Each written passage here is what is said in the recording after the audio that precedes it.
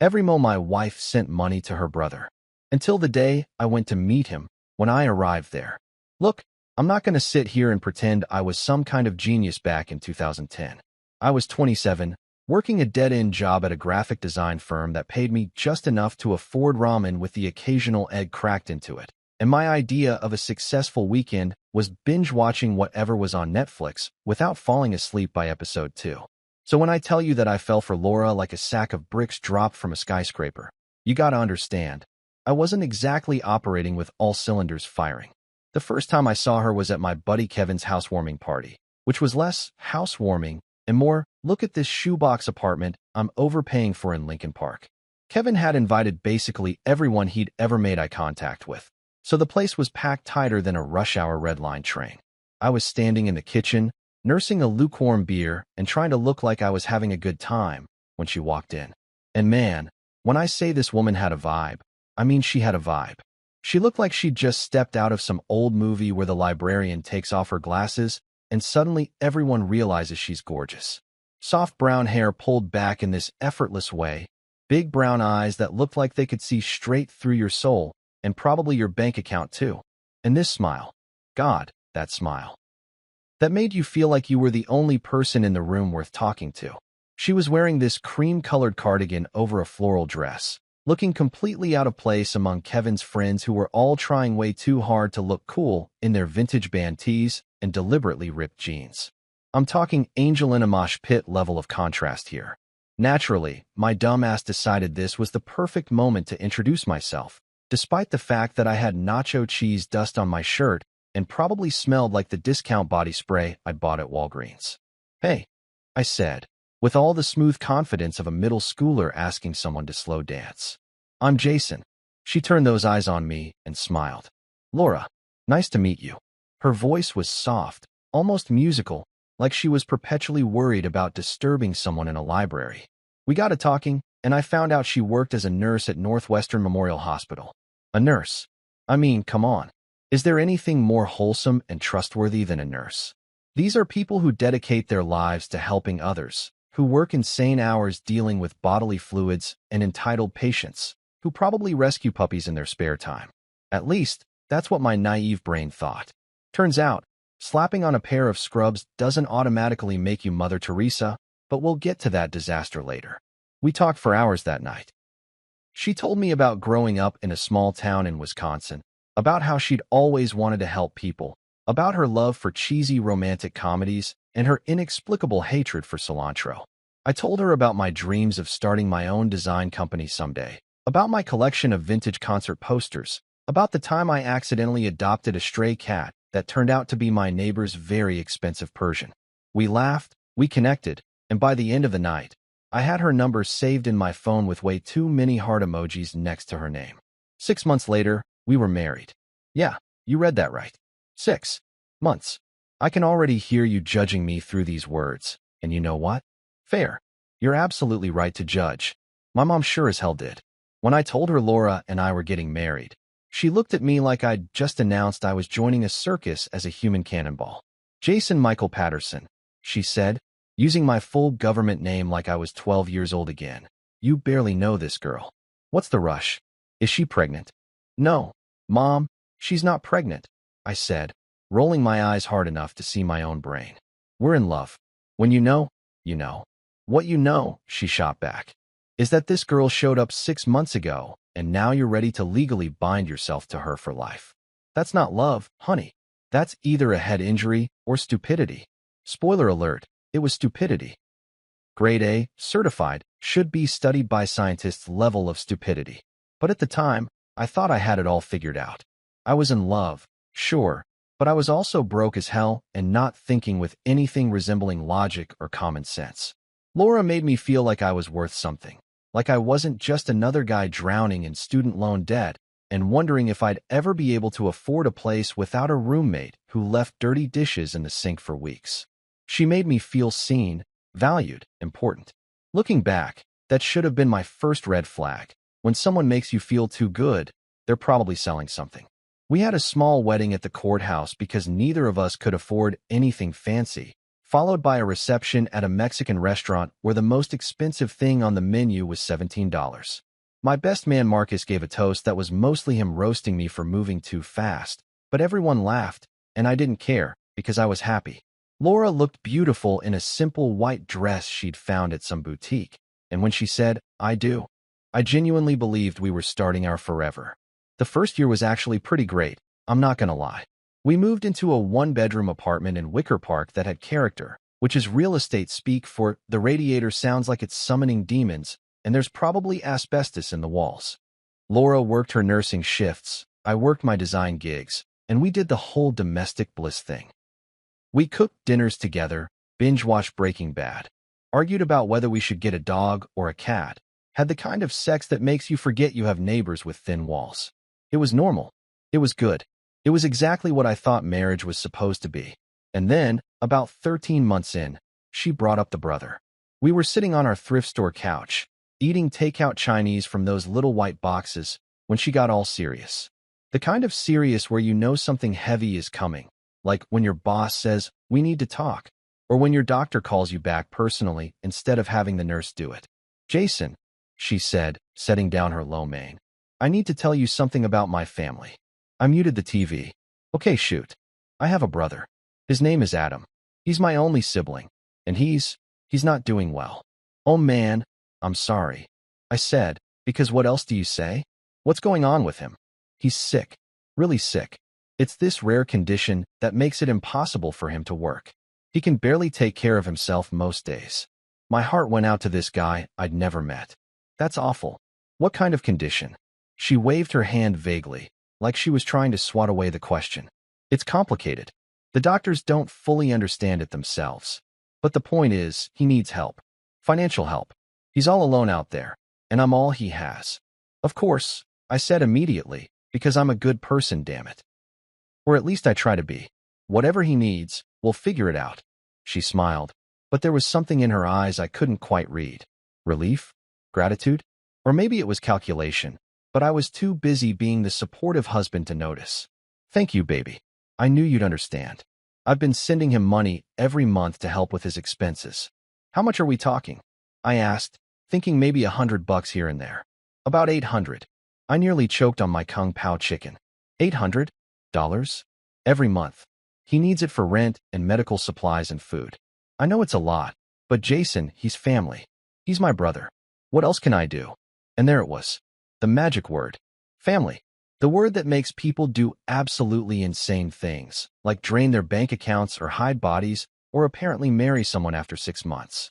I looked at Laura, at her big brown eyes filling with tears, at the way she was twisting her napkin in her hands like she was afraid I'd say no, and I felt like the biggest jerk in the world for even hesitating. "Okay," I said. "We'll make it work." She threw her arms around me, thanking me over and over, telling me I was the best husband in the world. And me? I sat there like a proud, supportive idiot, nodding along like one of those bobbleheads you see in the back window of someone's car.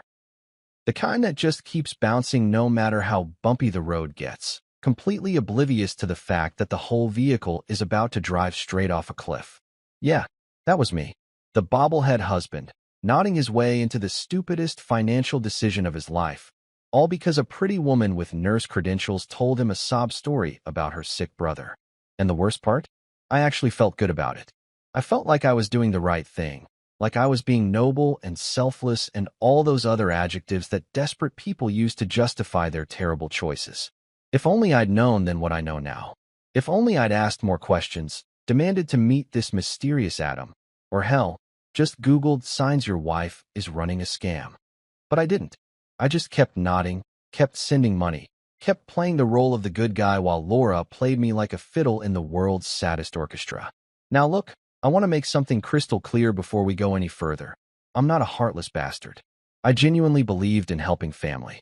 My own parents had bailed me out of more than a few jams over the years. Like that time, I totaled my Honda Civic trying to avoid a squirrel and ended up hitting a mailbox instead, or when I was between jobs for 3 months and couldn't make rent without subsisting entirely on peanut butter sandwiches. Family helps family. That's the rule. That's what separates us from the animals, right?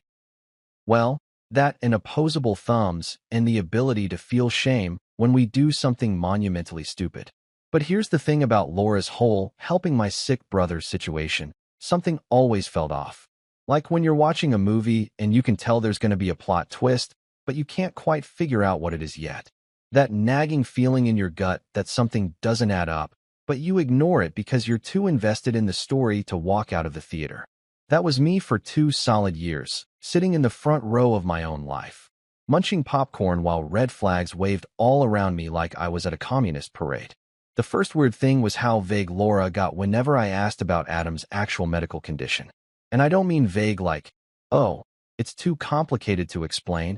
I mean vague like a politician dodging questions about their offshore bank accounts. I'd ask her straight up, so what exactly does Adam have? Is it neurological? Autoimmune? Did he get bitten by a radioactive spider, and now he's got weird symptoms? She'd do this thing where she'd pause mid whatever she was doing, folding laundry, chopping vegetables, pretending to care about my day, and give me this look. The kind of look that said I'd just asked something deeply inappropriate, like I'd requested details about her gynecologist appointment or something. It's complicated, Jason, she'd say, her voice dropping to that nurse-serious tone she used when she wanted to sound authoritative. Complicated like medical complicated, or complicated like IRS audit complicated? I'd joke, trying to lighten the mood because humor is my default setting when things get uncomfortable. She never laughed. Not once. She'd just turn back to whatever she was doing and change the subject faster than a teenager caught watching something they shouldn't be. Did you remember to pick up milk? Or, your mom called earlier. Or, I think the toilet's running again. Master class in deflection, this woman. She could have taught seminars. As the months rolled by, the money Laura sent to Adam kept increasing like some kind of horrifying exponential graph you'd see in an economics textbook. First it was $800, then it jumped to $1,000, then $1,200 because apparently Adam needed special medical equipment, then $1,500 because his medication costs went up. Pretty soon we were hemorrhaging money like a hedge fund manager after a bad day on Wall Street. Except we didn't have hedge fund money to begin with. We had, hoping our debit card doesn't get declined at Trader Joe's money. Our grocery shopping became an exercise in creative poverty. We were living like broke college students despite both of us having actual jobs. The contents of our fridge looked like a sad still life painting. Ramen noodles, the cheapest cereal that came in bags instead of boxes, eggs when they were on sale, and a whole lot of air where actual food should have been. Meanwhile, I'm supposed to believe that Adam, this ghost of a man I'd never met, needed more money every month than we spent on ourselves combined. I started doing the math in my head, which was dangerous because math has a way of making you realize how screwed you actually are. Over the course of a year, we were sending this dude close to 15 grand. $15,000. That's a decent used car. That's a semester of college tuition. That's a vacation to Europe with enough left over for a shopping spree. Instead, it was going to fund the mysterious medical needs of a man who existed only in Laura's stories and my bank statements. Hey babe, I said one night while we were eating spaghetti without any meat sauce because ground beef was apparently a luxury item now. I was thinking maybe we should visit Adam. You know, show some support. I'd like to meet my brother-in-law. Laura literally froze mid-bite, her fork suspended in the air like someone had hit pause on the remote control of her life. Her eyes went wide, and for just a second, just a flash, I saw something that looked an awful lot like panic. Oh, no, that's not a good idea, she said quickly, setting down her fork with a clatter. Why not? He's family. You're always saying how alone he is. I bet he'd appreciate a visit. He's very private, Jason. He doesn't like visitors. It makes him anxious. I raised an eyebrow. What's he got? Contagious shyness. Stage for introversion. This isn't funny, she snapped, which was rich coming from someone who was apparently running some kind of long-distance charity for a hermit. He has anxiety about people seeing him in his condition. It would just make things worse. Okay, fine, I said, backing off because I didn't want to fight about her weird reclusive brother. But maybe we could at least video chat with him? You know, FaceTime or Skype or whatever the kids are using these days. His vision is bad.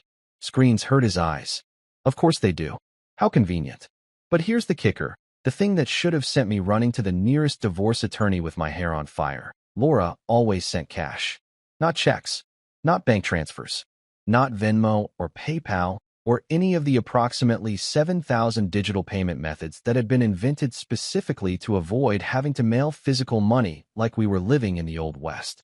No, she insisted on withdrawing crisp bills from our account and mailing them in envelopes like some kind of drug dealer making a drop. Why can't we just transfer the money to his account? I asked more than once. It's faster, safer, and we'd have a record of it. He doesn't trust banks, Laura said. Like this was the most reasonable explanation in the world. He's had bad experiences with them. Right. Because that's exactly how modern healthcare works. Hospitals and pharmacies and medical supply companies are definitely cool with you showing up with cash like you're buying a used car from some guy you met on Craigslist. Medicare? Never heard of her. Insurance? What's that? Just bring us a briefcase full of unmarked bills and we'll hook you up with whatever treatment you need. My buddy Marcus was the first person to say out loud what I was thinking, but too chicken to admit.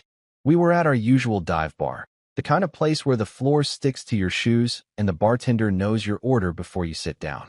I was nursing a beer and complaining about our financial situation, again, and Marcus just looked at me with this expression that was half pity, half, "Are you really this dense?" "Bro," he said, leaning back on his stool. "She's either hiding a gold mine or funding a cult. Maybe both. You ever seen this brother?" "No, but..." "You ever talk to him on the phone?" "Well, no, but his anxiety." "You ever seen a medical bill? A prescription bottle? Literally any proof this dude exists?" I opened my mouth to defend Laura, but nothing came out. Because Marcus was right. I had zero evidence that Adam was real. For all I knew, Laura was funding an entirely different life, or maybe she had a gambling problem and Adam was code for her bookie. Or maybe she was running some kind of elaborate art heist and needed money to pay off her crew. The possibilities were endless, and all of them were better than the truth I'd eventually discover. "It's not like that," I finally said, but even I didn't believe myself. "She's a nurse. She helps people. That's what she does." Marcus gave me a look that could only be described as profound disappointment mixed with secondhand embarrassment. "Man, nurses can be con artists too. Scrubs don't come with a halo. You gotta wake up." I laughed it off, made some joke about Marcus watching too many true crime documentaries, and changed the subject to sports or work or literally anything else. But his words stuck with me like gum on a shoe. They rattled around in my brain during my commute, during boring meetings at work, during those moments right before you fall asleep when your mind decides to replay every embarrassing thing you've ever done. The truth was starting to creep in around the edges of my denial, like water seeping under a door during a flood. Something was wrong. Something had been wrong for a while, and I'd been too scared, too proud, or too stupid to acknowledge it. I'd been so busy playing the role of the supportive husband, the good guy who helps his wife's sick brother, that I'd completely missed the fact that I might be the star of a con job. But I still wasn't ready to face it head on. Not yet. I needed proof. I needed something concrete, something I could point to and say, see. I'm not crazy for thinking this whole situation is fishier than a seafood market in July. I couldn't just accuse my wife of lying without evidence. That's not how marriages work. Or at least, that's not how I thought they worked back when I still believed my marriage was real. So I did what any reasonable person would do. I started paying closer attention. I watched where Laura kept her things, noticed when she made her monthly cash withdrawals, observed the routine she'd established around this whole Adam situation. I wasn't ready to confront her yet, but I was definitely ready to stop being a bobblehead and start being a detective. Turns out, Marcus wasn't far off at all. In fact, he wasn't far off enough. The truth was somehow even worse than funding a cult, and I was about to stumble face first into it like a drunk person tripping over their own feet. But that discovery was still a few weeks away. For now, I was just a suspicious husband, sleeping next to a woman who might be lying to me, sending my hard-earned money to a person who might not even exist, and trying to convince myself that everything was fine. Spoiler alert, everything was definitely not fine. You know that moment when you accidentally discover something you weren't supposed to find, and your brain immediately splits into two warring factions? One side is screaming, "Put it back, put it back, put it back," while the other side is going, "But wait, we need to know the truth." Yeah, that's exactly where I found myself on a completely ordinary Tuesday evening while doing the most mundane task known to humanity, laundry. Let me set the scene for you. It was about 7:30 at night. I'd just gotten home from work where I'd spent 8 soul-crushing hours designing a logo for a client who kept saying they wanted something that pops but also whispers, which is apparently what passes for creative direction in the business world. Laura was working a night shift at the hospital, or at least that's what she'd told me before kissing me goodbye that morning. I'd ordered pizza because cooking for one person feels depressing, and also because I'm a grown man who still gets excited about pepperoni. I was standing in our bedroom, sorting through the dirty clothes hamper, trying to figure out if that shirt had been worn once or twice, because there's a big difference between I can get another day out of this, and this is a biohazard. I grabbed Laura's jacket, this cute denim thing she wore constantly, and started checking the pockets before throwing it in the wash, because I'd learned the hard way that washing a tube of chapstick creates a waxy nightmare that ruins an entire load. My hand hit something in the inside pocket. An envelope. Not sealed, just tucked in there like she'd forgotten about it, or maybe hidden it there on purpose. Now, I'm not proud of what happened next, but I'm also not going to lie and pretend I'm some kind of saint with ironclad moral principles. My curiosity didn't just get the better of me. It grabbed me by the throat and refused to let go until I looked inside that envelope. Besides, it wasn't even sealed. That's basically an invitation, right? That's what I told myself anyway, because humans are excellent at justifying literally anything when they want to. I pulled out the envelope and opened it. Inside was a birthday card, and not just any birthday card. This thing looked like it had been made by someone who watched way too many crafting tutorials on YouTube. It was covered in colorful paper, had little cutout hearts glued all over it with what appeared to be an entire bottle of glitter, and featured handwriting that was definitely feminine, but wasn't Laura's. The front said, "Happy Birthday," in letters decorated with tiny flowers. My heart was already starting to beat faster, doing that thing where it feels like it's trying to escape your chest through sheer force of will. I opened the card, and that's when my entire world tilted sideways like a carnival ride operated by someone who failed their safety certification. The message inside read, "Happy birthday, my love. Can't wait to celebrate you tonight. Counting down the hours until I'm in your arms again. You make every day brighter. Yours forever, A." A, as in Adam. As in the supposedly sick, supposedly reclusive, supposedly anxious brother who couldn't handle visitors or phone calls, or apparently anything except romantic birthday cards with enough glitter to be visible from space. I stood there in our bedroom, holding this card, feeling my brain try to process what I was seeing. It was like watching a computer crash in real time, that spinning wheel of death while everything freezes and you're not sure if you should restart the whole system or just throw it out the window. Unless her brother had some seriously concerning boundary issues, this was not the kind of message you send to a sibling. This was the kind of message you send to someone you're sleeping with, someone you're in love with, someone who is definitely not your brother unless you're from a family tree that doesn't fork so much as go straight up like a telephone pole. Now, I'm not a detective. I didn't go to some fancy school where they teach you how to analyze evidence and solve crimes. My investigative experience was limited to finding out which of my roommates in college kept eating my leftover Chinese food without asking. But even I, with my limited detective skills, could recognize that "yours forever" and "in your arms again" were not typical sibling sentiments. These were not the words you use when writing to someone who shares your DNA and childhood memories of fighting over the TV remote. I read the card 3 more times, hoping maybe I'd misread it. Maybe it said, "Yours, brother," and I'd just skipped a word. Maybe the glitter was affecting my vision and creating some kind of sparkly hallucination. But nope. Every time I read it, it said the same thing. "Yours forever, A." Clear as day. Damning as hell.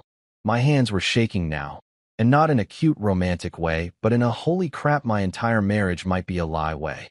I could feel sweat forming on my forehead despite the fact that our apartment was perpetually cold because we kept the heat low to save money. Money that was presumably going to fund Laura's secret romantic life with her brother. The irony wasn't lost on me. For a solid minute, I just stood there like a mannequin, the card in one hand and her jacket in the other, my brain trying to come up with some innocent explanation for what I'd just found. Maybe Adam was short for Amanda, and it was from a female friend who was just very affectionate. Maybe it was an old card from before we got married, from an ex-boyfriend named Andrew or Alex or Alvin or literally any other name that started with A. Maybe I was having a stroke and hallucinating the whole thing. But deep down, in that part of your gut that knows the truth before your brain is willing to admit it, I knew exactly what this card meant. Laura's sick brother wasn't her brother at all. He was her something else. Her boyfriend. Her lover. Her partner. Her whatever you want to call the person you're cheating on your spouse with. The math started adding up in my head with the kind of clarity you only get when everything suddenly makes terrible sense. The vagueness about his condition. The refusal to let me visit or talk to him. The insistence on sending cash instead of traceable transfers. The increasing amounts of money every month. The way she'd panic whenever I suggested meeting him. It wasn't because he was sick or anxious or private. It was because he wasn't sick at all. He was perfectly healthy and probably living a pretty comfortable life thanks to my paychecks. I felt like the world's biggest idiot. Actually, that's not fair to idiots. They'd probably have figured this out faster. I felt like I'd been cast in a movie where everyone else knew the plot twist except me, and they'd all been watching me stumble around like a moron while they munched popcorn and waited for me to catch up. Marcus knew something was off. My mom knew something was off. Hell, probably the mailman knew something was off. But me? I'd been too busy being the supportive husband, too busy trying to be the good guy, too busy patting myself on the back for helping family to see what was right in front of my face. The rage came then, hot and fast like someone had turned on a faucet marked justified anger. I wanted to throw something. I wanted to scream. I wanted to drive to wherever the hell Adam actually lived and have some choice words with both of them. But I didn't do any of those things. Instead, I very carefully, very deliberately put the card back in the envelope exactly how I'd found it, slipped it back into the jacket pocket, and continued sorting laundry like nothing had happened. Why? Because I'm not an idiot. Well, okay, I'm clearly an idiot, but I'm not an impulsive idiot. There's a difference. I needed more information. I needed proof that couldn't be explained away or denied. I needed to know exactly how deep this deception went before I confronted Laura, because if I came at her with just this card, she'd probably spin some story about how it was from his girlfriend, or how I was misunderstanding the situation, or how dare I go through her pockets anyway. She'd turn it around on me somehow, make me feel like I was the crazy one for being suspicious. That's what people do when they're caught. They gaslight, they deflect, they make you question your own sanity. So I played it cool. I finished the laundry, ate my pizza, watched some mindless TV, and went to bed like everything was normal.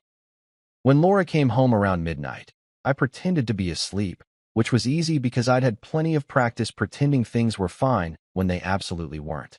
She kissed my forehead, changed into her pajamas, and climbed into bed beside me, probably thinking she'd gotten away with it once again. But the game had changed. I wasn't the oblivious husband anymore, nodding along to her stories like a broken bobblehead. I was awake now, painfully awake, and I was going to figure out exactly what kind of operation my wife was running. I was going to meet this mysterious Adam character, whether Laura liked it or not. I was going to get answers, even if it meant driving to whatever address she'd been mailing those envelopes to and confronting the truth face to face. Because here's what I realized lying there in the dark next to a woman who I'd thought I knew. You can't unsee evidence. You can't unknow what you've learned. That card with its stupid glitter hearts and its yours forever message was burned into my brain now, and no amount of wishful thinking or denial was going to erase it. My marriage was either built on a lie, or there was some explanation that would make sense of all this, and honestly, I was about 99% sure it was the former. I didn't sleep that night. I just lay there, staring at the ceiling, listening to Laura breathe peacefully beside me, and planning my next move. Because if she wanted to play games, fine. But this game was about to have a new player, and I was done being the fool who didn't know the rules. The only thing sick here was the level of my stupidity for not seeing this sooner. But that was about to change. Oh, that was definitely about to change. The week following my discovery of the Glitter Bomb birthday card was probably the most Oscar-worthy acting performance of my entire life. I should have gotten an award for best performance by a husband pretending he doesn't know his wife is running a scam. I'd like to thank the Academy, my complete lack of self-respect, and the burning desire to catch someone red-handed before they can spin another lie. I smiled at Laura over breakfast. I asked about her day at work. I even sent her cute text messages during my lunch break like, thinking about you, when what I really meant was thinking about how you've been playing me like a fiddle for 2 years. Method acting at its finest, folks. But I was also busy. Very busy. Every spare moment I had. I was going through old bank statements on my laptop, tracking down every cash withdrawal Laura had made over the past 24 months.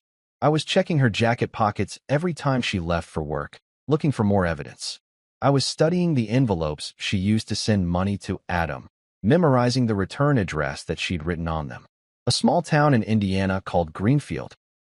Population approximately 20,000, which according to Google was mostly farmland, a few strip malls, and apparently at least one lying piece of garbage named Adam. I didn't tell Marcus what I'd found. Not yet. I knew if I told him, he'd either try to talk me out of confronting this situation or he'd want to come with me. And this was something I needed to do alone. This was my marriage, my money, my monumental screw-up to fix. Plus, Marcus had a tendency to be a bit too enthusiastic about drama. The last thing I needed was him showing up with popcorn, treating my marriage implosion like it was entertainment. Then came the catalyst, the phone call that pushed me from suspicious and gathering evidence to screw this. I'm driving to Indiana today. It was a Thursday morning, about 9:30. I was at work, pretending to care about a client presentation while actually Googling driving directions to Greenfield, when my phone rang. Unknown number. Normally, I'd let it go to voicemail because unknown numbers are either spam calls about my car's extended warranty or my student loan servicer reminding me that I'll be paying off my debt until I'm approximately 90 years old. But something made me answer. Hello. Hi. Is this Jason Patterson? A woman's voice, professional and cheerful in that way that people who work in human resources always sound. Yeah, that's me. This is Jennifer from Northwestern Memorial Hospital HR department. I'm calling to confirm your wife Laura Patterson's leave request for next week. We just need to verify a few details for our records. My brain screeched to a halt like a car hitting black ice. I'm sorry, did you say next week? Yes, she submitted a request for personal leave starting Monday the 14th. Is there a problem? I did some quick mental math. Today was Thursday the 10th. Laura had left on Tuesday the 8th, telling me she was going to Wisconsin to visit her mother because Adam's condition had gotten worse. She'd been very dramatic about it too, with tears and everything. Full soap opera performance complete with the hand-to-forehead gesture. I don't know how long I'll be gone, she'd said, throwing clothes into a suitcase like she was fleeing a natural disaster. Adam needs me. Mom needs me. I'm sorry to leave you like this. And like the grade A sucker I was, I'd hugged her and told her to take all the time she needed, that family comes first, that I'd be fine eating takeout and living like a bachelor for a few days. I'd even given her $200 in cash for gas and emergencies, which in retrospect was probably the dumbest thing I'd done since marrying her in the first place. No problem, I said to Jennifer, trying to keep my voice steady. Just a miscommunication. Thanks for calling. I hung up and sat there at my desk, staring at my computer screen without seeing it. Let me break this down for anyone who's slow on the uptake. Laura told me she was leaving Tuesday. She told her work she was leaving the following Monday, which meant she'd already been gone for 2 days, but had requested time off starting 5 days from now, which meant she was somewhere right now, telling me she was in Wisconsin dealing with family drama, while her employer thought she was still working her regular shifts. That's when something inside me snapped. Not like a dramatic movie snap where I flipped my desk or punched a wall or did something that would get me escorted out by security. More like a quiet snap, the kind where everything suddenly becomes very clear and you realize you're done playing games. I'd been gathering evidence, trying to be smart about this, planning to confront her when I had all my ducks in a row. But screw the ducks. Screw the evidence. Screw waiting for the perfect moment to reveal that I knew she was lying. I was going to Indiana. Today.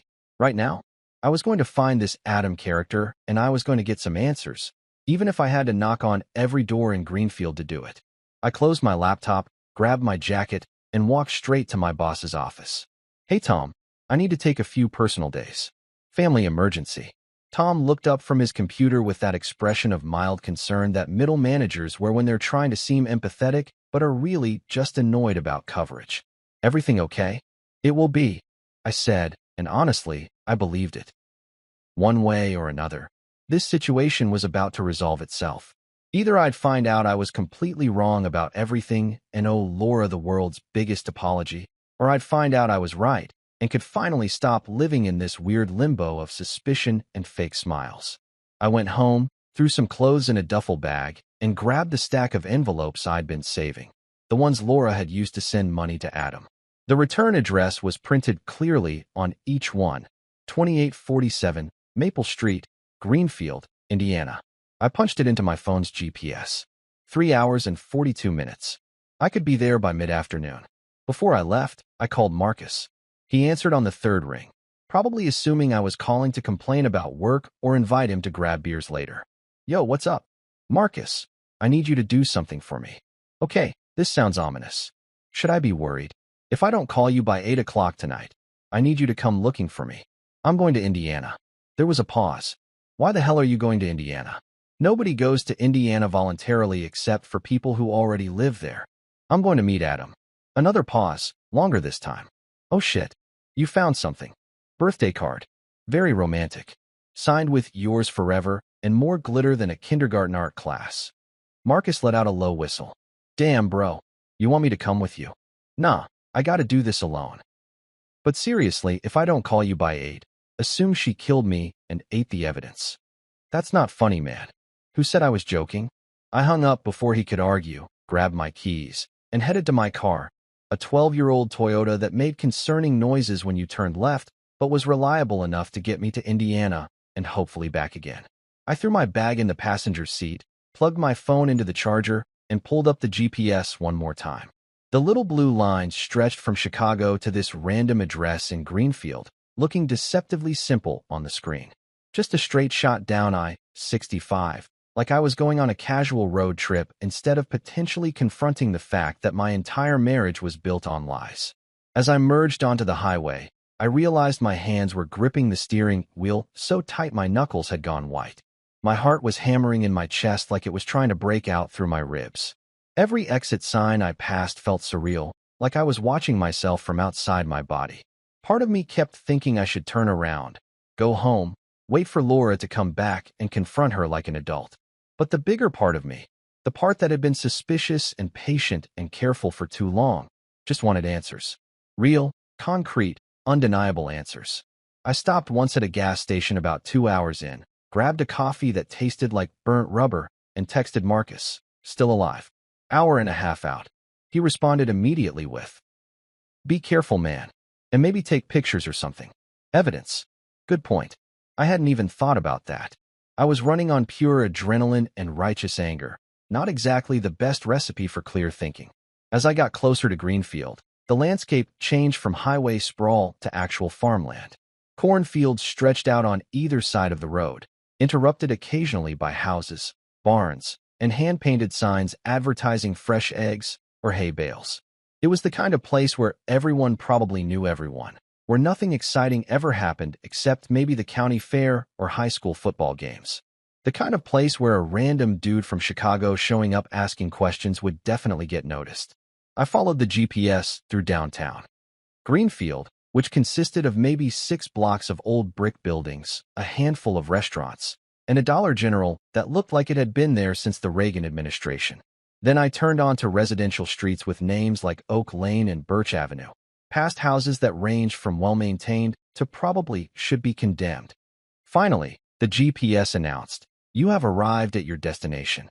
I pulled over across the street and just sat there for a minute, staring at 2847 Maple Street. It was a small ranch-style house painted light blue with white trim, neat flower beds out front, and a porch with one of those wooden swing benches that screamed suburban domesticity.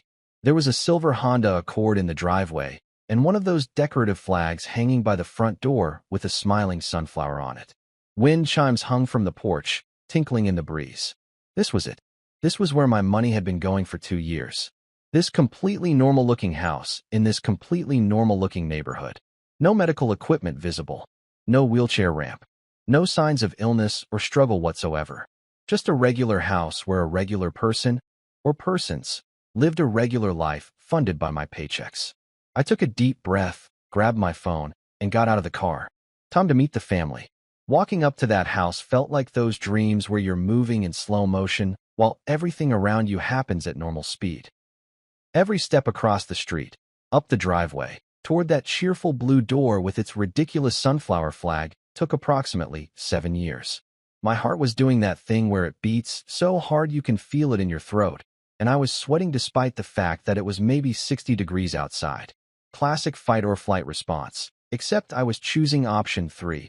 Walk directly into the situation that's probably going to destroy your entire life. The wind chimes were doing their peaceful little song and dance routine, completely oblivious to the fact that I was about to have either the most vindicating or most embarrassing moment of my existence.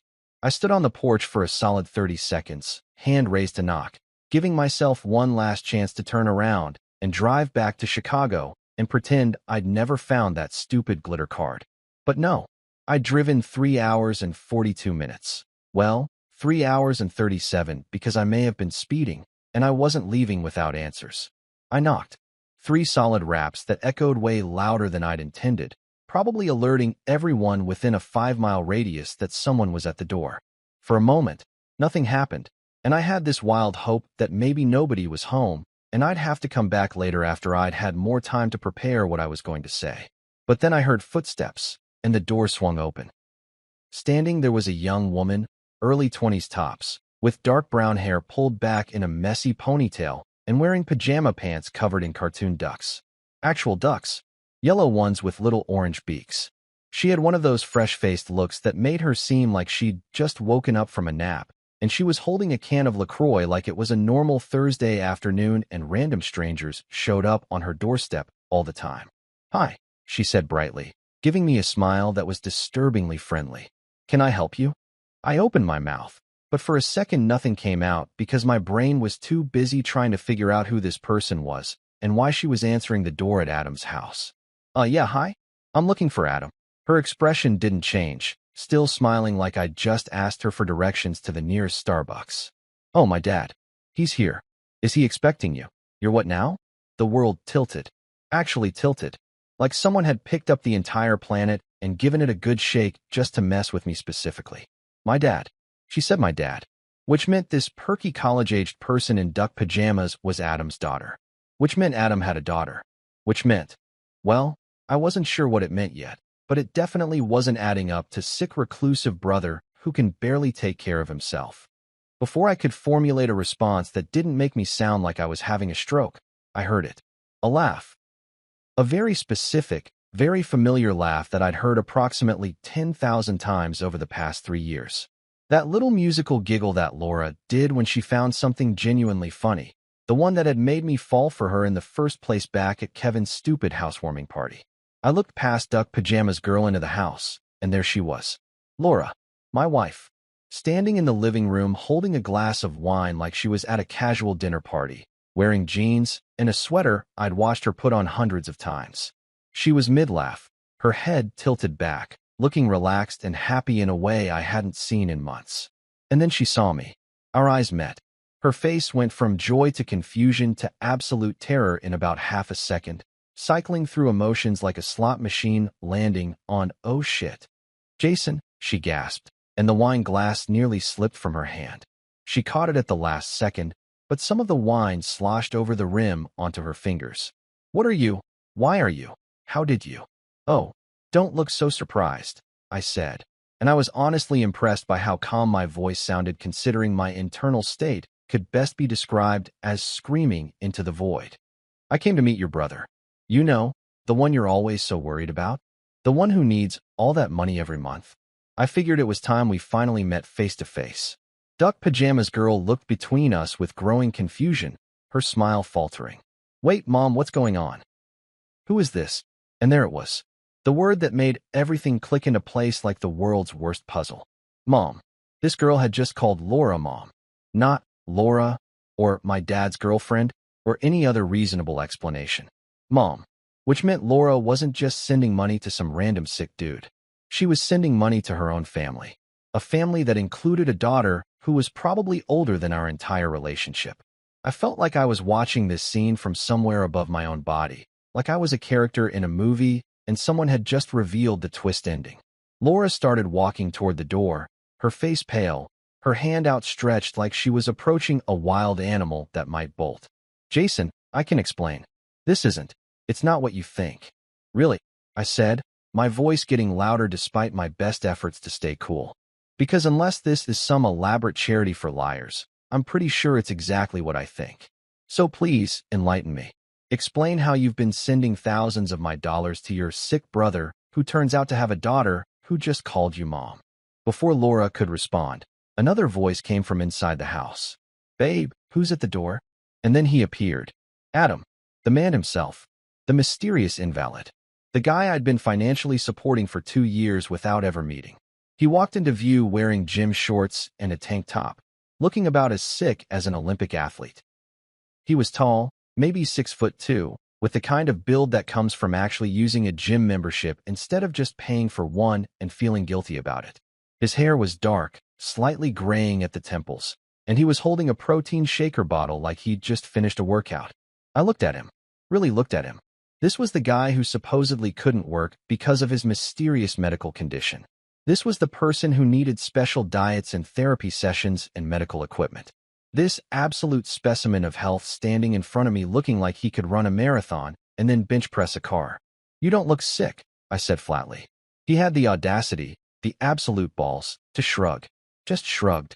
Like I'd commented on the weather or asked him if he preferred Coke or Pepsi. Never said I was. The room went silent except for the sound of those stupid wind chimes outside still doing their peaceful little dance. Laura was frozen between us, looking like she wanted the floor to open up and swallow her whole. Duck Pajama's girl had backed up into the hallway, clearly sensing that this was about to become the kind of family drama that gets discussed in therapy for years. And Adam, this guy who'd been bleeding me dry while living his best life, just stood there like this was a mildly inconvenient situation instead of the complete implosion of someone's entire reality. Jason, please, Laura started, her voice shaking, tears forming in her eyes. I didn't mean to hurt you. This isn't. It's complicated. Really, I said, and I could feel the anger finally breaking through my shock. Because it seems pretty simple to me. You've been married to me for 3 years, sending my money to your other family, and lying about every single detail. Which part of that is complicated? The part where you committed fraud? Or the part where you've been playing house with this guy while I ate ramen for dinner so we could afford to send him cash? It's not like that, she said, but even she didn't sound convinced. Then what is it like, Laura? Explain it to me. Because from where I'm standing, it looks like I've been funding your secret life with your actual husband. I turned to Adam. I'm assuming you two are married? Or is that also complicated? Adam had the decency to look uncomfortable now, shifting his weight from foot to foot. Look, man, this is between you and Laura. Don't take it out on me. I laughed. Actually laughed. A deep, slightly unhinged sound that probably made me seem like I was losing my mind, which honestly wasn't far from the truth. Oh, believe me, I'm saving plenty for both of you. You think you're not involved? You've been cashing checks, or sorry, envelopes full of cash, with my name on them for 2 years. You've been living off my work, my money, while pretending to be her poor sick brother who couldn't possibly take care of himself. So yeah, buddy, you're absolutely involved. Duck Pajama's girl spoke up from the hallway, her voice small. Mom, what is he talking about? What checks? What money? Laura whirled around to face her daughter, her composure completely cracking now. Emily, sweetie, go to your room. This is adult business. I'm 22, Mom. I'm not going to my room. Fair point, Emily. Stand your ground. Adam stepped forward, and for a second I thought he was going to try to physically remove me from his house, which would have been the icing on this disaster cake. But he just held up his hands in what I guess was supposed to be a calming gesture. Hey, man, I get that you're upset. Upset? I interrupted. Upset is what you feel when your coffee order is wrong or when someone spoils a TV show. This goes way beyond upset. This is, I gestured wildly around the room, at the comfortable furniture and the flat-screen TV and the pictures on the wall that I was just now noticing showed Laura and Adam and Emily looking like a happy little family unit. This is fraud. This is bigamy. This is whatever the legal term is for ruining someone's entire life while making them think they're being a good person. Laura was full-on crying now, mascara running down her face, looking like the victim in this scenario when she was actually the architect of this entire nightmare. I didn't know how to tell you. By the time we got serious, it was too late. Adam and I have history. We were high school sweethearts. We got married young. But it fell apart, And then I met you, and you were so different and so good, and I thought I could just what? I demanded. Just keep lying forever? Just keep taking my money and sending it here while I worked overtime and skipped meals? Just keep pretending you were visiting your sick brother when really you were. What, exactly? Playing wife with him? Celebrating birthdays with glitter cards that said, yours forever? Adam's eyes widened slightly. You found the card. Yeah, genius, I found the card. Kind of hard to miss when it looks like a craft store exploded. Emily was staring at her parents now with an expression that suggested she was having her own personal revelation. Wait, so you and Dad are still married? But you told me you were divorced. You said, Mom, have you been lying to all of us? And there it was. The beautiful moment when everyone realizes that the person at the center of this web of lies has been playing everyone, not just me. Laura wasn't just a cheating wife. She was a professional con artist who'd somehow convinced multiple people that her various conflicting stories were all true. The silence that followed Emily's question was the kind of heavy, suffocating quiet you only get when everyone in the room simultaneously realizes they've been played. It was like someone had hit the pause button on reality, and we were all just standing there frozen in this bizarre tableau. Me in the doorway looking like a crazy person who'd driven across state lines on a hunch. Laura in the middle of the room with mascara-streaked tears and wine-stained fingers. Adam holding his protein shake like it was a security blanket. And Emily in her duck pajamas looking like her entire worldview had just shattered into a million tiny pieces. Laura opened her mouth, closed it, opened it again like a fish gasping for air. No words came out. What could she possibly say at this point? Sorry, everyone. I've been running a multi-state emotional Ponzi scheme for the better part of a decade. There's no Hallmark card for that situation, no matter how much glitter you use.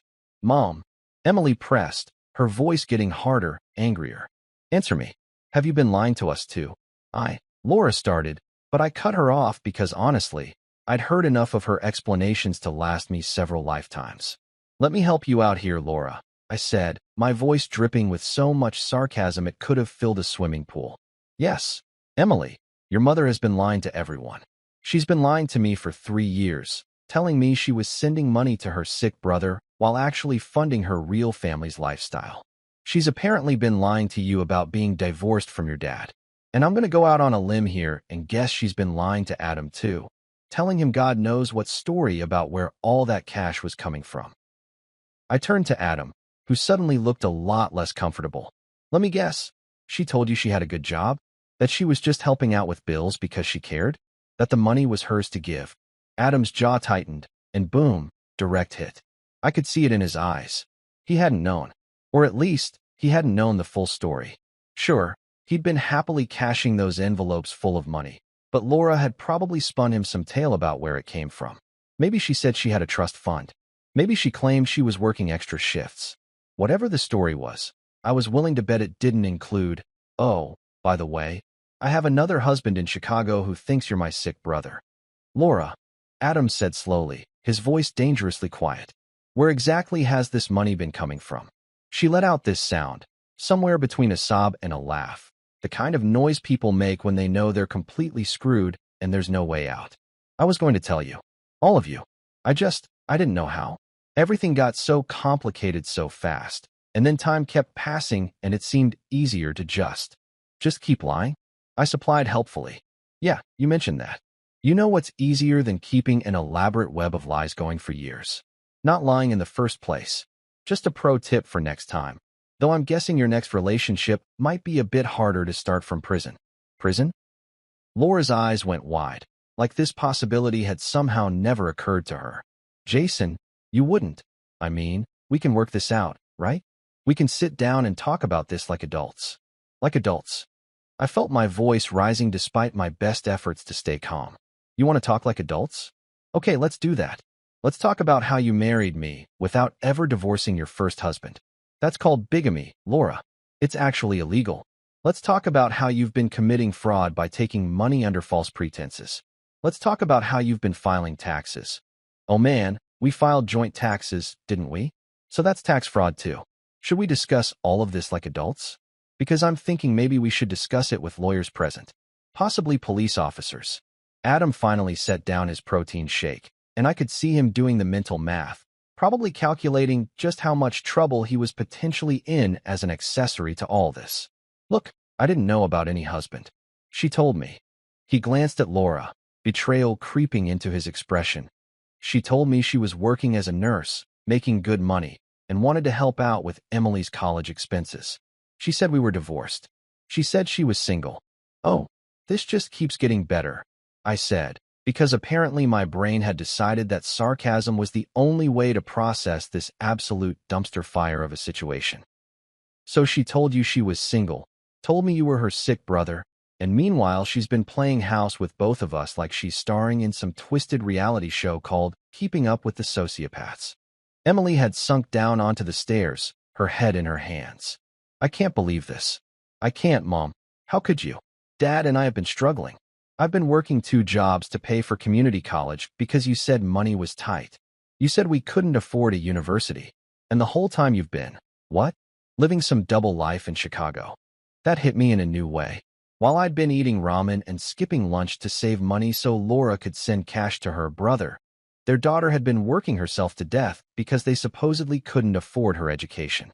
The money I'd been sending, my money, earned from my overtime hours and my freelance gigs, hadn't even been going to help Emily. It had been going to what? Their mortgage? Adam's gym membership? Laura's wine fund? Where did the money go? I asked, my voice suddenly very quiet. Quiet in that dangerous way where you know someone's about to lose it completely. All that money I sent. Thousands of dollars over 2 years. If Emily's working 2 jobs, and you're still struggling, where the hell did it all go? Laura and Adam exchanged a look.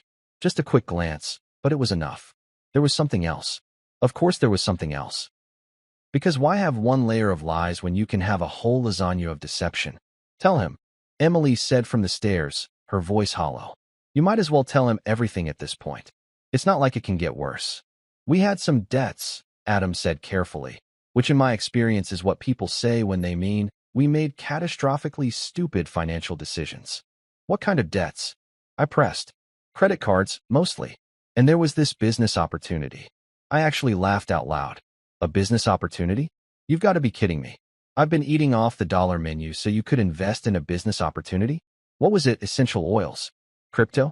Some timeshare in Florida. It was a food truck, Laura said quietly. Adam wanted to start a food truck business. We thought we needed startup capital, and the banks wouldn't give us a loan because of our credit, and so you decided to use me as your personal ATM. I finished. Cool. That's totally normal and not at all completely insane. How'd the food truck work out, by the way? Are you slinging gourmet tacos somewhere? Or did my rent money just disappear into thin air? Adam had the decency to look ashamed. It didn't work out.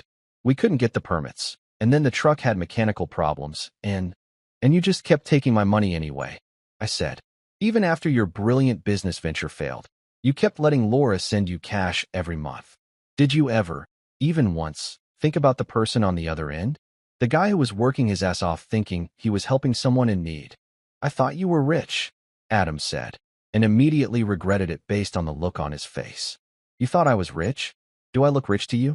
I drive a Toyota that makes weird noises when you turn left. I buy the generic brand of cereal. Rich people don't marry quickly and send cash through the mail. Rich people have accountants and prenups and financial advisors. Emily stood up abruptly. I can't listen to this anymore. You people are insane. All of you. She looked at her parents with disgust. I'm 22 years old, and I apparently have more sense than both of you combined. Mom, you've been lying to everyone for years. Dad, you've been taking money from some random guy without asking questions. And you, she turned to me. You married someone after 6 months and never thought to ask for proof that her sick brother actually existed? She wasn't wrong. I wanted to argue, but she wasn't wrong. We were all idiots here, just different flavors of stupid. You know what the worst part is? Emily continued, on a roll now. I defended you, Mom. When Dad said you were acting weird, taking trips to Chicago all the time, I told him he was being paranoid. I said you deserved your own life, that you were probably just visiting friends or taking time for yourself. I felt bad for you because you seemed so stressed all the time. And now I find out you've been stressed because you've been juggling 2 separate lives like some kind of criminal. Laura reached out toward her daughter. Emmy, please. Don't call me that. Emily snapped. Don't use your cute nickname for me like that's going to make this okay. Nothing about this is okay. You've ruined, her voice cracked. You've ruined everything. She turned and ran up the stairs, and a few seconds later we heard a door slam hard enough to rattle the pictures on the walls. The three of us stood there in the wake of Emily's exit, the weight of what we'd all done, or in my case, what had been done to me, settling over the room like fog. Those stupid wind chimes were still going outside, still playing their peaceful little song like the world hadn't just imploded. I think you should leave, Adam said finally, but there was no heat in it. He just sounded tired, defeated. Oh, I'm leaving, I said. But this conversation is far from over. Laura, I want you to know that I'm filing for an annulment, or a divorce, or whatever the legal term is for. This marriage was fraudulent from day one. I'm also going to be talking to a lawyer about getting my money back. All of it. Every single penny. Jason, Laura started, but I held up my hand. No. No more explanations, no more excuses, no more tears. You don't get to talk anymore. You lost that privilege when you decided to turn my life into your personal ATM machine. I'm done. We're done. Whatever we had, or whatever I thought we had, it's over. I turned to walk out, but paused at the door. Oh, and Adam, good luck with everything. Something tells me you're going to need it.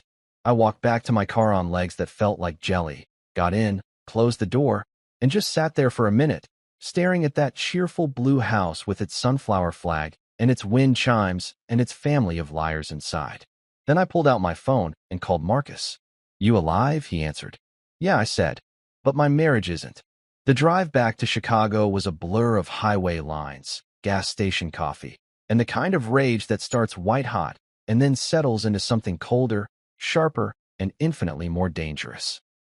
Marcus stayed on the phone with me for the first hour, mostly just listening to me rant about glitter cards and food trucks and the absolute audacity of people who think they can just lie their way through life without consequences. By the time I hit the Illinois border, I'd moved past the screaming phase and into something much more satisfying, the plotting phase. So what are you going to do? Marcus asked as I passed a semi-truck going approximately 3 miles per hour in the left lane, because apparently truck drivers in Indiana have a death wish. I'm going to destroy her, I said calmly. Too calmly. The kind of calm that should probably worry people. Okay, but like, legally destroy her, right? We're not talking murder or arson or anything that's going to land you on a Netflix documentary. Please. I'm not going to give her the satisfaction of turning me into a criminal. No, I'm going to do something much worse. I'm going to be smart about this. I could practically hear Marcus grinning through the phone. Oh, this is going to be good. Tell me everything. By the time I got home, I had a plan. Not a great plan, not a foolproof plan, but a plan that would at least make me feel like I had some control over this situation instead of being the universe's punching bag. I walked into our apartment, my apartment now, I guess, and looked around with fresh eyes. Every piece of furniture we'd bought together, every picture on the wall, every shared item suddenly felt contaminated. This whole place was built on lies. First order of business, money.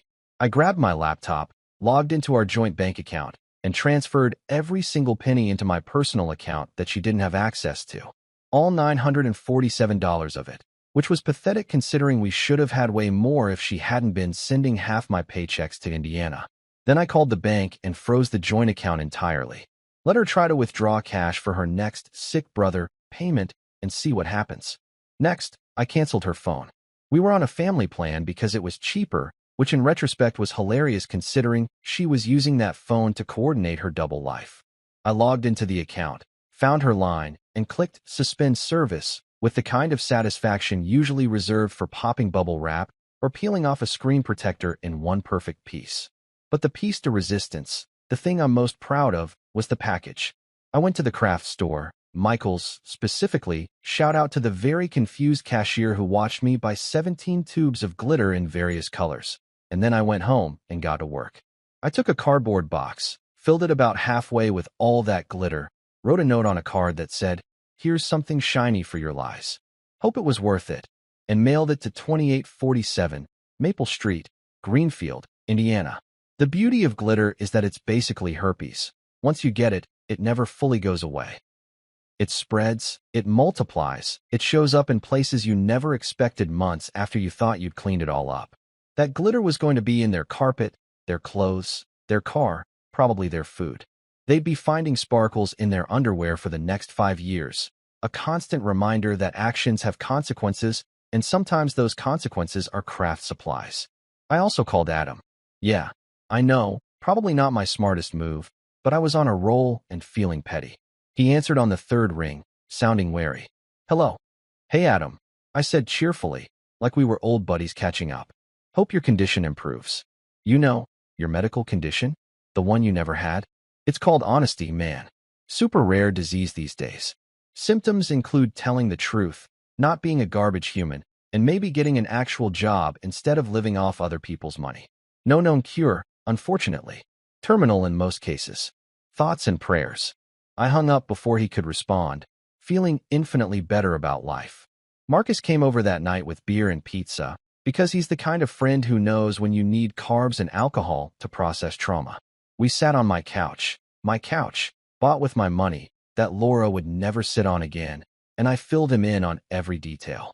Bro, he said, shaking his head in disbelief while cheese dripped from his slice onto a paper plate.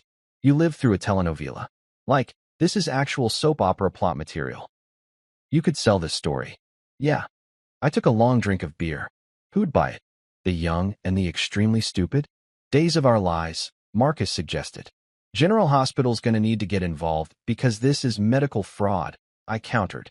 We went back and forth like that for a while, turning my disaster of a marriage into comedy material, because sometimes the only way to process trauma is to laugh at it until it loses its power over you.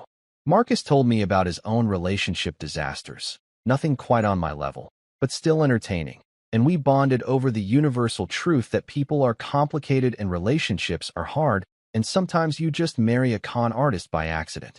What are you going to do about the legal stuff? Marcus asked eventually, getting serious for a moment. Already have a consultation with a lawyer tomorrow, I said.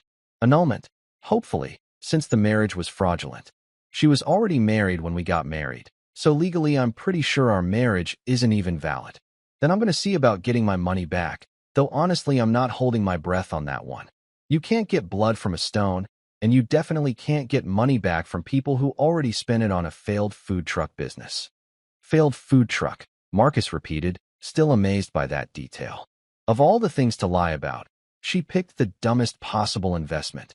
Right? If you're going to scam someone, at least use the money for something cool.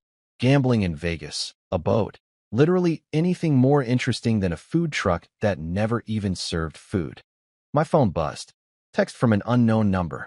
I opened it and immediately recognized Laura's typing style. Lots of exclamation points. Way too many emojis, like she was trying to cute her way out of consequences. Jason, please can we talk? I know you're mad, but I can explain everything. I never meant to hurt you. You have to believe me. We can work this out if you just give me a chance. Red heart crying face. I showed the message to Marcus, who snorted beer out of his nose. Did she really put a heart emoji on that? The audacity. I typed back. New phone, who dis? Then I blocked the number. Cold-blooded, Marcus said approvingly. I'm proud of you, man. More messages came through over the next few hours, from different numbers. Laura must have been borrowing phones from everyone she knew, desperately trying to get through to me. Each message was some variation of, please talk to me, or this is all a misunderstanding, or my personal favorite. I think we owe it to our love to try to work through this. Our love. The love that was apparently less important than her other family, her failed business ventures, and her elaborate lies. That love. I blocked every number, ordered more pizza, and settled in for the long haul of rebuilding my life. Marcus crashed on my couch that night because he didn't trust me to be alone, which was probably smart. Not because I was going to do anything dangerous, but because processing this level of betrayal is better done with a friend nearby who can remind you that not everyone in the world is a lying sociopath. Around midnight, lying in bed staring at the ceiling, I had a moment of clarity. This whole situation was objectively terrible. My marriage was fake, I'd lost thousands of dollars, and I'd spent 2 years of my life being played for a fool. But you know what? I was free now. Free from the constant wondering why we never had money. Free from the vague answers and deflections. Free from sending cash to a sick brother who apparently spent it on protein shakes and gym memberships. I grabbed my phone and sent Marcus a text. even though he was literally 20 feet away on my couch. Thanks for having my back through this insanity. His response came immediately. That's what friends are for. Also, I'm totally using this story to pick up women. My friend survived marriage fraud is a great conversation starter. You're an idiot. Yeah, but I'm an idiot who's never been accidentally married to two people at once, so I'm doing pretty good comparatively. Fair point. The next morning, I woke up feeling something I hadn't felt in weeks. Lightness. Like someone had removed a weight from my chest that I hadn't even realized was there. Sure, I still had to deal with lawyers and annulments, and probably a lot of awkward conversations with people who'd known us as a couple. But the worst was over. The truth was out. I knew what I was dealing with now, and knowledge is power, even when that knowledge is your wife has been running a scam on you for years. I made coffee, actually good coffee from the expensive beans I'd stopped buying because we needed to save money, and sat down at my computer. Time to start documenting everything. Bank statements, text messages, dates, amounts, everything I'd need to prove fraud if it came to that. I was nothing if not thorough. My phone rang. A number I didn't recognize, but this time I answered because I was feeling bold. Jason. A woman's voice, young, familiar. Emily. How'd you get my number? Mom's phone. Look, I know you probably don't want to talk to anyone from this disaster of a family, but I wanted to say I'm sorry. For what it's worth, I had no idea about any of it. I believed her. I know. You were collateral damage in your mom's game. We both were. Yeah, well, thanks for showing up yesterday. I needed to know the truth, even if it sucked to hear. Dad and we're figuring things out. Mom left. Went to stay with her sister in Wisconsin, apparently. The real Wisconsin, not the fake one she was always claiming to visit. Good, I said, and meant it. You and your dad deserve better than what she was doing. So do you, Emily said quietly. For what it's worth, she talked about you sometimes. Said you were a good guy. Guess she didn't appreciate what she had. We talked for a few more minutes. Two people connected by someone else's lies, trying to make sense of senseless situation. Before we hung up, Emily said, Hey, if you ever want to grab coffee or something, let me know. Not in a weird way, just, I feel like we're both victims of the same crime. Might be nice to compare notes. Maybe, I said, once I'm done being furious at everyone associated with this situation. She laughed. Fair enough. Good luck with everything, Jason. You too, kid. The thing about having your life completely implode is that afterwards, you're left with a lot of free time. Time you used to spend wondering where all your money went, or making dinner for a wife who was probably thinking about her other family, or generally being a trusting idiot. Suddenly, that time is yours again, and you have to figure out what to do with it. Some people might spiral into depression or dive headfirst into a bottle of Jack Daniels. Me? I turned my guest room into a studio and started a podcast. I know what you're thinking. Jason, literally everyone and their grandmother has a podcast these days. What makes yours special? And you'd be right to be skeptical. But here's the thing. My podcast wasn't about true crime or pop culture or interviewing celebrities. It was about people who'd been scammed by the people they loved. I called it Not Her Brother, because I'm nothing if not on brand with my trauma. The first episode was just me, sitting in front of a microphone I'd bought with money from that joint account before I transferred it all out, telling my story. The whole story. Every embarrassing detail, every red flag I'd missed, every moment where I should have known better but didn't. I didn't hold back. I talked about the glitter card, the food truck, the daughter in duck pajamas, all of it. I figured if I was going to be the poster child for how to get played by your spouse, I might as well own it completely. I edited it that night, uploaded it to Spotify and Apple Podcasts without really expecting anything, and went to bed. When I woke up the next morning, the episode had been downloaded 4,000 times. 4,000. By noon, it was at 20,000, and my email inbox was full of messages from people sharing their own stories of relationship fraud, betrayal, and spectacular stupidity in the name of love. Dude, your podcast is blowing up. Marcus texted me around 2 in the afternoon. My girlfriend just sent it to me saying I need to listen. I was like, yeah, I know. I was there when he lived through it. The comments and messages ranged from supportive to hilarious to absolutely heartbreaking. One woman wrote about how her boyfriend of 5 years had been sending money to his sick mother, who turned out to be his other girlfriend. Another guy talked about his wife who'd been running a secret online business selling his grandmother's jewelry that she'd stolen from their house. Someone else discovered their partner had a whole second family 3 states over, complete with a mortgage and a golden retriever. I started replying to messages, asking if people wanted to share their stories on the podcast.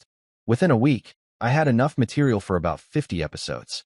Turns out, the world is full of people who've been conned by someone they loved, and they're all desperate to talk about it, to feel less alone, to laugh about the absurdity of it all instead of crying. Episode 2 featured a guy named Derek from Portland whose fiancée had convinced him she was in witness protection and needed money to pay for her security detail. He'd given her $40,000 over 3 years before he realized the FBI doesn't actually ask for cash payments via Western Union. We spent an hour talking about the warning signs, the excuses, the way love makes you willing to believe absolutely bonkers explanations for suspicious behavior. The worst part, Derek said, his voice crackling through my headphones, is that part of me still wants to believe her. Like, even knowing she was lying, even after she admitted it, my brain keeps trying to find ways she might have been telling the truth. That's what love does to you, man. It makes you stupid. Preach, I said, because he was absolutely right. I drove 3 hours to confront my wife's sick brother, and I was still hoping I'd somehow gotten it wrong. Like maybe there was a reasonable explanation for why she had a secret family. The podcast became my therapy. Every episode was me processing another layer of what had happened, understanding it better, finding the humor in the horror. And the feedback was incredible. People told me the podcast made them feel less alone, less stupid, less ashamed of having been fooled. Some said it helped them leave their own bad relationships. Others just liked hearing that they weren't the only ones who'd made catastrophically poor judgment calls in the name of love. My favorite episode, number 7, was when I brought Marcus on as a guest. We called it The Friend Who Tried to Warn You, and just let him rant for 45 minutes about all the times he'd tried to tell me something was off with Laura, and I'd ignored him. Bro, I literally said she was funding a cult or hiding a gold mine. Marcus said, laughing. And you were like, nah man, she's a nurse. Nurses are good people. Like someone's job automatically makes them trustworthy. In my defense, I argued, most nurses aren't running elaborate multi-state fraud schemes. I feel like that's a reasonable assumption. Most nurses also don't send their entire paycheck to a mysterious brother who won't video chat because screens hurt his eyes. That's some Dracula-level excuse. The banter was good, the laughs were real, and people loved it. That episode got 50,000 downloads in the first week. Apparently, everyone has a friend who tried to warn them about something and they didn't listen, so it was universally relatable content. Around episode 10, something shifted. I stopped being angry all the time. Don't get me wrong. I was still furious about what Laura had done, still dealing with lawyers and paperwork and the endless bureaucratic nightmare of proving that your marriage was fraudulent. But the constant rage that had been sitting in my chest like a burning coal started to cool down. I could think about the whole situation without wanting to punch a wall or send more glitter bombs to Indiana. I started going out again. Not dating. God no, I wasn't ready for that psychological minefield. But just existing in the world as a single person. I went to bars with Marcus and his friends, started playing basketball at the gym on Thursdays, took a cooking class because I was tired of surviving on takeout and frozen dinners. The cooking class was full of recently divorced people and lonely single folks in their 30s. All of us learning to make risotto and pretending we weren't there because our personal lives were disasters. I met a woman named Sarah who was in the class because her husband had left her for their Pilates instructor. Classic, she said, stirring her risotto with more aggression than was probably necessary. So classic it's basically a cliché. At least your wife was original about it. A fake sick brother? That's creative fraud. Thanks, I said. I'll put that on her recommendation letter. Laura Patterson, innovative in the field of deception, really thinks outside the box when it comes to ruining lives. Sarah laughed, and it felt good to make someone laugh about this stuff. It felt like I was taking back power, transforming my pain into something useful, something that could connect people instead of isolating them. The podcast kept growing. By episode 15, I had sponsors, actual companies wanting to advertise on my show about relationship fraud. A therapy app, a legal services company specializing in divorce, and weirdly, a meal kit delivery service though I'm not sure what the marketing connection was there. Maybe they figured people going through breakups needed easy dinner solutions. I used the sponsorship money to upgrade my equipment, bring on more guests, and actually pay for the therapy I'd been avoiding because I kept telling myself I was fine. Spoiler alert, I was not fine. I was functioning, which is different. My therapist, Dr. Chun, was a woman in her 50s who'd heard everything and was impressed by nothing, which made her perfect for my situation.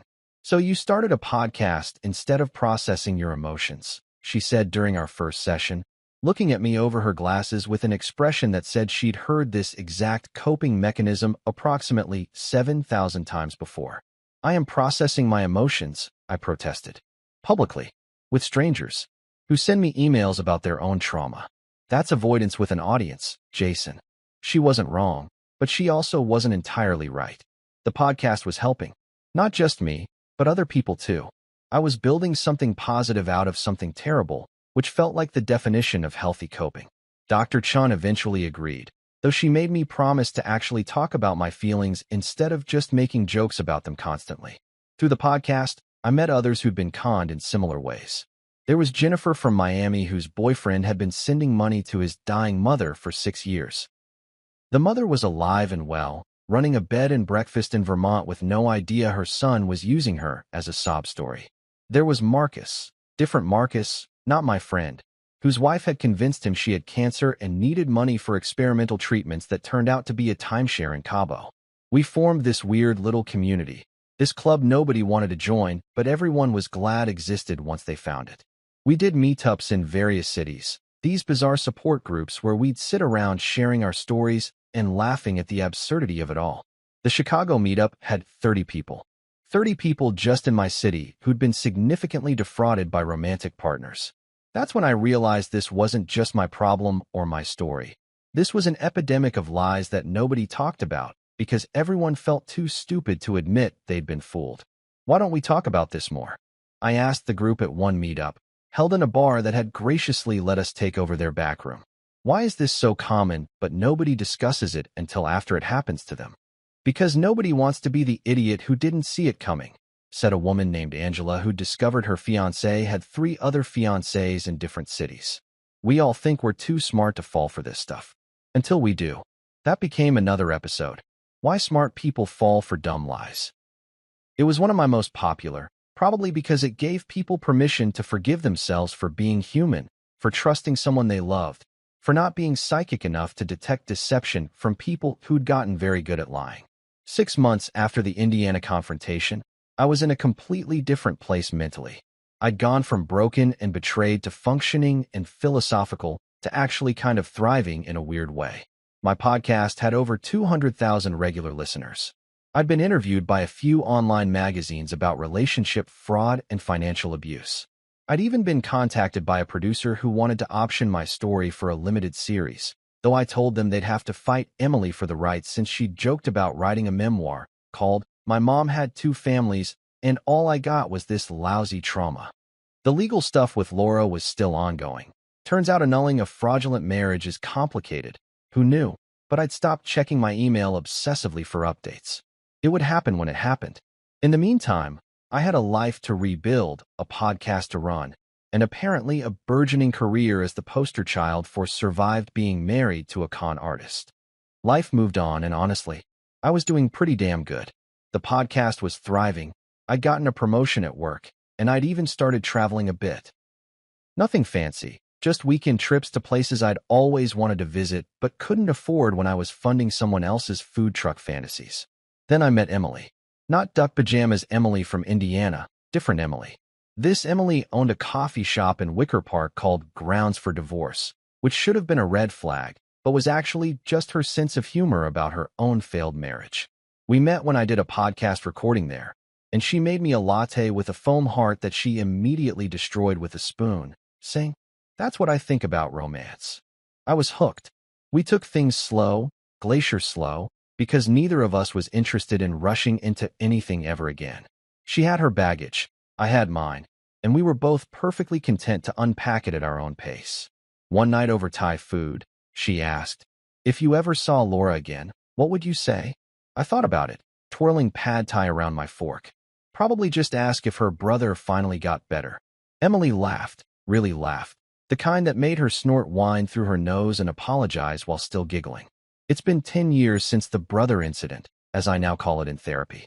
I'm happier, wiser, and significantly more suspicious of vague family stories, which Dr. Chun says is healthy skepticism and not paranoia.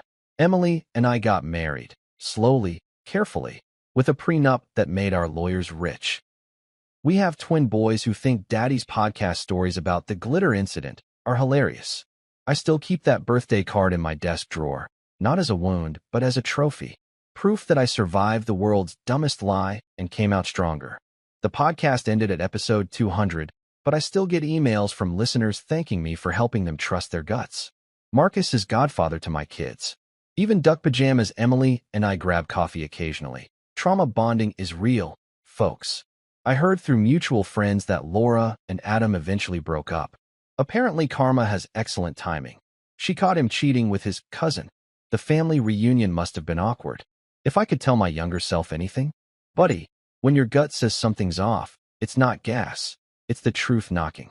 And next time someone mentions their sick brother, maybe just ask for a doctor's note.